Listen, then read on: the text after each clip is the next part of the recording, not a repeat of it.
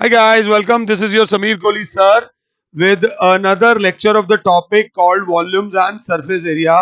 Volumes and surface area में I hope कि आपको फर्स्ट एक्सरसाइज, सेकंड एक्सरसाइज और थर्ड एक्सरसाइज समझ आई है. उसके बाद हम लोग स्टार्ट कर रहे हैं frustum of a cone. Frustum के लिए पुरानी एक बाल्टी देख लेना. आजकल तो प्लास्टिक की बाल्टियां आती हैं. जो पुरानी बाल्टियां होती हैं वो कुछ इस प्रकार से होती हैं. दोनों तरफ सर्कुलर फेस होता है. ये स्मॉलर सर्कल होता है और ये बिगर सर्कल होता है. अगर आप लोग साथ हैं, स्मॉलर सर्कल और बिगर सर्कल, ये दोनों सर्कल सेम नहीं होते. हमने इसका ये हैंडल हटाया और इसको ऐसे रखा, तो बच्चा कहेगा व्हाट इज फ्रस्टम. अगर मुझे एक छोटे से बच्चे को बताना होगा तो मैं बोलूंगा उल्टी बाल्टी. उल्टी बाल्टी इज फ्रस्टम. उल्टी बाल्टी इज फ्रस्टम मतलब हम ऐसा रख देंगे. उसी बाल्टी को मैंने उल्टा कर दिया. यही वाली बाल्टी को मैंने उल्टा कर दिया. साइज के चक्कर में मत पड़ना. This is called frustum. बच्चे ने कहा सर फ्रस्टम कहां से आया. फ्रस्टम कहां से आया, तो मैं कहूंगा फ्रस्टम यहां से आया. फ्रस्टम को बनाने के लिए मैंने इसको आगे तक भेज दिया, इसको आगे तक भेज दिया, और फालतू चीज को, क्योंकि ये वाली चीज मैंने कंस्ट्रक्शन करी है, तो बच्चा बोलेगा ओके दिस इज, ये तो कोन का पार्ट है. एक कोन जिसमें से ऊपर वाला हिस्सा हटा लिया गया और नीचे वाला हिस्सा जो बच गया वो बन गया फ्रस्टम ऑफ अ कोन. तो इसका नाम होता है फ्रस्टम ऑफ अ कोन. कोन का पार्ट होता है. इसके अंदर हमें जो डायमेंशंस दी होती हैं वो ये R1 एक रेडियस दिया होता है, R2 दूसरे वाला रेडियस दिया होता है, बड़े वाला रेडियस R2 होता है, छोटे वाला रेडियस R1 होता है. और इन भाई साहब की जो हाइट होती है वो H मीटर्स होती है. H metre, centimetre, H units. तो बच्चा कहेगा सर इसका वॉल्यूम कैसे निकालेंगे. इसका वॉल्यूम हम कैसे निकालेंगे. Volume of frustum of a cone.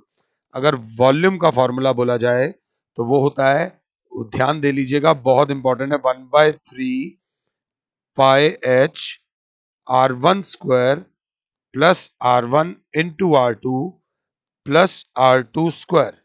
1/3 pi H R1 square plus R1 into R2 plus R2 square is the volume of frustum of a cone. अगर क्लास 7 है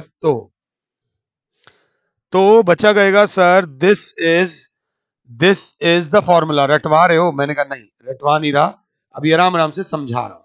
अब इसी में एक वर्ड आएगा total surface area of frustum of cone. Total surface area of frustum of a cone आएगा. तो एक प्यारा सा बच्चा बोलेगा सर इसके ऊपर एक सर्कल है. ऊपर एक सर्कल है तो एक तो आ जाएगा एरिया ऑफ अपर सर्कल, एक इसके नीचे सर्कल है, एक आ जाएगा लोअर बिगर सर्कल बोल दो या बड़ा सर्कल बोल दो, और एक सर ये वाला जो पोर्शन है इसको बोलेंगे कर्व्ड सरफेस एरिया. ये वाला पोर्शन बोलेंगे कर्व्ड सरफेस एरिया. तो total surface area of frustum of a cone. शायद मैं टाइम ज्यादा ले रहा हूं क्योंकि पहली बार पढ़ा रहा हूं आप लोगों को ये चीज. तो बच्चा बोलेगा area of small circle plus area of big circle plus curved surface area of frustum. बच्चों ध्यान देना, ये बहुत इंपॉर्टेंट है, इसको हल्के में मत लेना.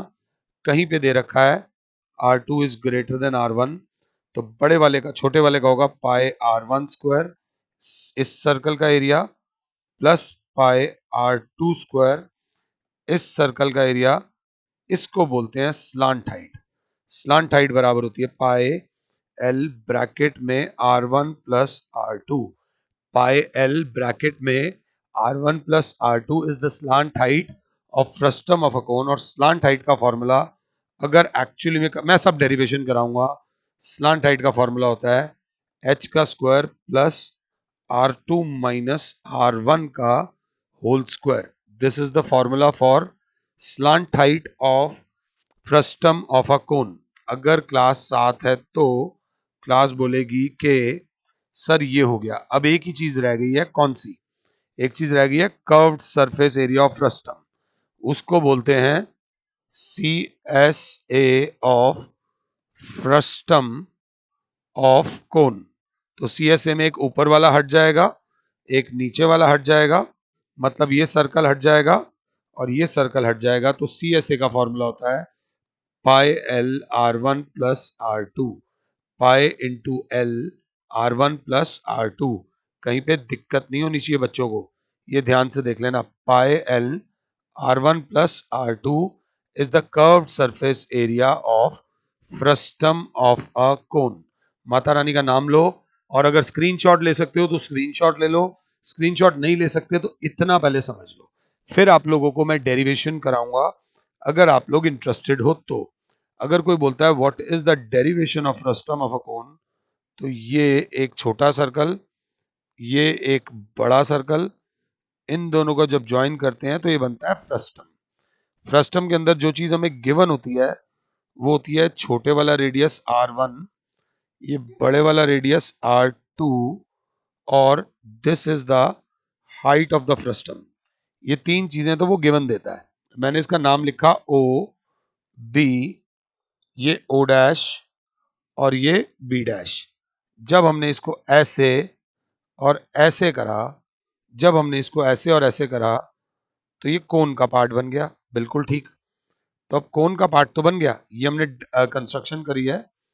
जो चीज कंस्ट्रक्ट करते हैं वो डॉटेड आती है, ये याद रख लेना, ये डॉटेड डॉटेड हो गया अगर क्लास 7 है तो।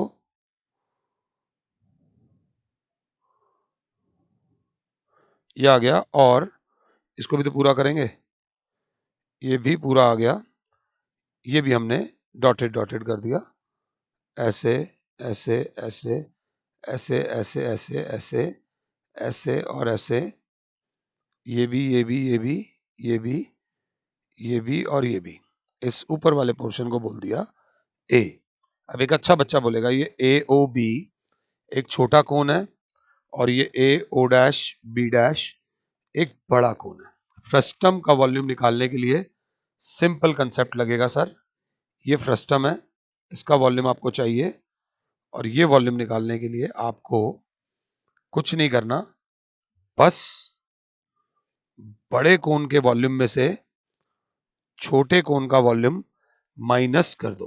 बड़े कोण के वॉल्यूम में से छोटे कोण का वॉल्यूम माइनस कर दो, you will get the answer. अब बच्चा बोलेगा volume of frustum is equals to, अगर साथ है तो एक मिनट रुकिए, तो वॉल्यूम ऑफ फ्रस्टम होगा volume of cone A O dash B dash. Volume of cone A O dash B dash मतलब बड़ी cone minus volume of cone A O B, bracket में लिख देंगे हम छोटी कोन। अगर अब तक फॉर्मूलाज याद नहीं हुए तो इस लेक्चर का फायदा नहीं होगा। 1/3 पाई आर स्क्वायर एच होता है वॉल्यूम ऑफ कोन, बहुत जान लगाना। तो 1/3 pi A O dash B dash का जो रेडियस होगा वो होगा ओ डैश बी डैश का होल स्क्वायर इंटू एच।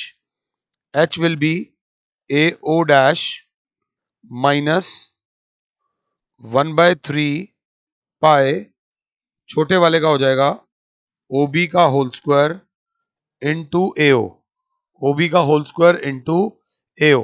अब एक बहुत तेज बच्चा इसको देख के स्माइल पास करेगा, इसको देख के थोड़ा दुखी हो जाएगा, इसको देख के स्माइल पास करेगा, और इसको देख के दुखी हो जाएगा। दुखी क्यों होगा? क्योंकि ए ओ डैश हमें नहीं दे रखा, ए ओ भी हमें नहीं दे रखा, ना ए ओ डैश दे रखा है ना ए ओ दे रखा है। तो अब हम क्या करें? तो मेरी क्लास बोलेगी आराम से रिलैक्स करो, सर बैठे हैं तो कुछ ना कुछ करा ही देंगे। मैंने बोला in triangle A O B and triangle A O dash B dash. दोनों ट्राइंगल्स को देखिए, A in triangle A O B and triangle A O dash B dash. तो बच्चा बोलेगा ए ओ बी में angle A is equals to angle A, common angle. I hope आपने similar triangles कर लिया होगा। Second, angle A B O is equals to angle A B dash O dash, corresponding angles. कौन से angles? Corresponding angles. Therefore by A similarity triangle AOB is similar to triangle AO dash and B dash. This implies क्योंकि दोनों triangle similar हो गए तो AO upon AO dash is equals to OB upon O dash B dash. बिल्कुल ढंग से चलेंगे, कोई प्रॉब्लम नहीं है।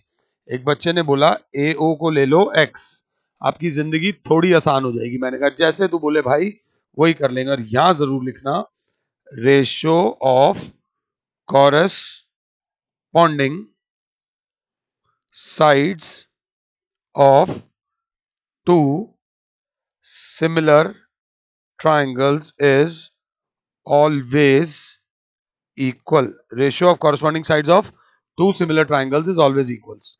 अब AO को बच्चे ने लिखा x अपॉन AO डैश को लिखा x प्लस h बराबर OB को बच्चे ने लिखा R1 upon O dash B dash को बच्चे ने लिखा R2। तो ये उधर चला जाएगा और हो जाएगा x R2 बराबर x R1 plus h R1। मेरी एक ही प्रॉब्लम है, no matter whatever life throws at you, परेशान मत हो, फाइट विद इट, दुखी मत हो। तो जब क्रॉस मल्टीप्लाई करा x R2 minus x R1 is equals to h R1, x common R2 minus R1 is equals to h R1। तो x की वैल्यू हो जाएगी h R1 upon R2 minus R1 upon R2 minus R1, अगर class 7 है तो ये x की value आई है। जो x है वो AO है। सबसे पहले AO को खुश करो। सबसे पहले हमारे पास AO आ गया। हमारे को दो दुख थे हमारी लाइफ में। बेटा आराम से मुझे पॉज कर लो और यहां तक पहले कॉपी कर लो। वंस यू डू दिस, मेरे वाला ये वाला जो पार्ट अगर आपका हो जाता है तो वंस यू डू दिस, इसे करने के बाद अब आप वैल्यू निकालो AO डैश की। अब अगर क्लास AO डैश पे आएगी तो AO डैश जो है वो बराबर है AO प्लस OO डैश। आराम से देख लो, AO जो है वो ये है, दिस इज योर AO। तो बच्चा बोलेगा HR1 upon R2 minus R1 plus OO dash. OO dash है बच्चे H। तो क्लास बोलेगी एलसीएम आ गया R2 minus R1 HR1 plus HR2 minus HR1। HR1 से HR1 कट गया, HR2 upon R2 minus R1। ये वैल्यू आ गई AO डैश की। चलो भाई AO डैश की वैल्यू भी आ गई। AO डैश की वैल्यू आ गई HR2 upon R2 minus R1। This is the value of AO dash. आराम से पॉज करो और यहां तक लिखो। पॉज करो मुझे और यहां तक लिखो, फिर हम वैल्यू पुट करेंगे। अब जब हम वैल्यू को पुट करेंगे तो वैल्यू देख लेना बच्चे, बहुत ध्यान देके चलना। 1/3 पाई ओ डैश बी डैश की जगह डाल देंगे R2 का स्क्वायर इंटू AO डैश है HR2 upon R2 minus R1 minus 1/3 पाई, बस ये R1 का स्क्वायर इंटू AO जो है वो HR1 upon R2 minus R1। बिल्कुल चिल करना, नीचे से ऊपर से कॉमन आ रहा है। 1/3 पाई कॉमन आ रहा है, R2 माइनस R1 कॉमन आ रहा है। 1/3 pi into R2 minus R1 और ऊपर से कॉमन आ रहा है H भी कॉमन आ रहा है। अंदर बचेगा R2 का क्यूब माइनस R1 का क्यूब।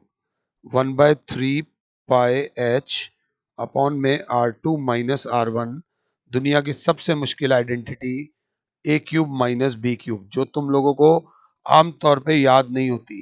तो A cube minus B cube will be A minus B into A square plus A B plus B square, so that will be R2 minus R1 upon R2 का square plus R2 into R1 plus R1 का square, ये से ये cut गया। Final answer is 1/3 pi H R1 square plus R1 into R2 plus R2 square. This is the formula for volume of a frustum of a cone. अगर दिमाग लगाओगे तो ऐसे ही इसका कर्व्ड सरफेस एरिया भी इसी पैटर्न से आ जाएगा। इस चीज को, पूरी डेरिवेशन को लाइफ में 3 बार करना, लाइफ लॉन्ग कभी नहीं भूलोगे। फिलहाल के लिए Sameer sir is saying you good bye. God bless all. जय माता दी।